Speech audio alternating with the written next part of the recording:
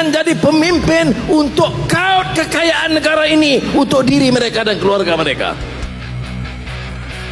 Inilah kali pertama SPRM berani menggeledah semua tokoh-tokoh besar. Kita izinkan rasuah dalam negara kita. Tapi saya tak yakin. Sebab tu orang tanya, mengapa saya keras terhadap penyelewengan dan rasuah. Tokoh punya bilion-bilion ringgit. Puluh bilion ringgit selesa. Tak boleh lagi dah. Curigai keberanian Ketua SPRM sekarang untuk bertindak keras dan tegas, kerana saya belum melihat itu sebelumnya. Negara ini mesti selamatkan. Riuh mengkritik. Saya tak pernah dengar dia sokong bila SPRM bertindak kepada tokoh-tokoh yang bilion-bilion itu. Tak boleh kita lakukan. Secara senyap mereka menyokong. Benci dengan penyelewengan, benci dengan kezaliman dan rasuah, dan benci dengan penindasan.